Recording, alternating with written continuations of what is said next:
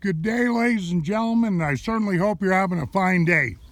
Okay, what I'm doing is out here doing a penetration test on this Glock 20 of mine. Excuse me. A Glock 20 is a 10 millimeter. And of course, these pistols are made out of polymer. A lot of people know what Glocks are.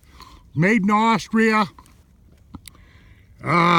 Today I'm shooting 180 grain full jacket bullets. I'm trying to get rid of them, but this is just your standard Glock. It's got a standard sighting system on it, a 4.6 inch barrel. I've got 15 rounds in the clip. There's one up the pipe making 16 rounds. But what I'm trying to do, let me get this, make sure I get this in here, is if you'll look right in the middle of your screen, right there, there's a block of firewood up to the top of the screen, kind of to your right, that's weighted down with rocks. But that firewood is 8 inches thick. It's dried firewood, but it's been sitting out all winter long, so it's kind of soggy. What I'm going to try to do is see if these rounds will make it through that 8 inches of firewood. I'm betting they won't, but who knows? But that's what we're in for here. And let me drag out this card here for a second. Like I say, this is just mostly for me because of my failing memory. No, I'm just kidding. I can't remember everything. But these are 180 grain full metal jacket bullets. They'll be traveling around 1,300 feet per second coming out of the muzzle. These rounds are going to be developing around 700 foot-pounds of energy. The chamber pressure on this 10 millimeter right here is 37,500 psi, and 10 millimeter equals 40 caliber. You're going to read this card. And the brass, the cartridge is 25 millimeters long. And that's exactly what I'm doing. So without further ado, let me run down here and see if I can get rounds to go through that 8 inch piece of firewood, which I've got my doubts. Let me put my ears on. In other words, my earplugs. Put them in good and tight, because a 10 millimeter auto, ladies and gentlemen, in case you don't know this, is a little bit more powerful than a 357 Magnum and a little less powerful than a 41 Magnum. So there you are. Let's get to shooting.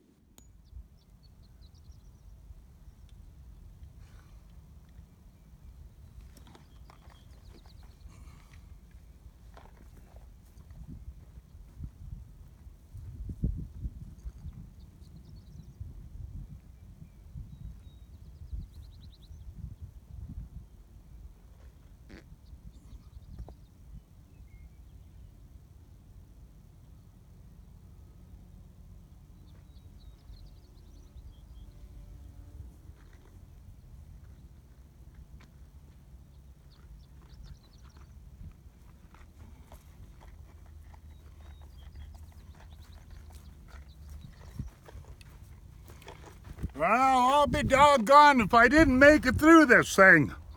If you can see this, I realize, I'm sorry, ladies and gentlemen, I'm on the wrong side of the light and the wind's blowing out here, but hey, this is Livingston, Montana, so I got to deal with it, you know what I mean?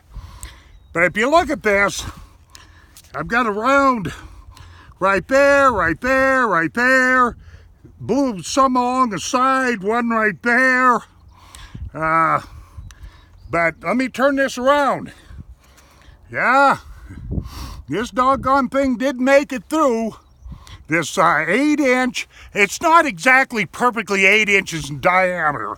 Matter of fact, it's 10 inches across here and 8 inches across this way, but I was shooting on the 8-inch side. It's kind of an oblong piece of firewood, but that was full metal jacket. They made a couple of those rounds made it through there, so that's kind of impressive, you know, because, you know, 8 inches of solid firewood, hey, you know.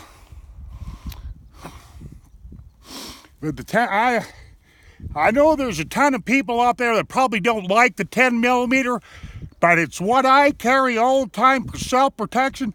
And I'm not talking about, ladies and gentlemen, shooting at human beings. I pack that 10 millimeter for grizzly bear protection. It's just that simple.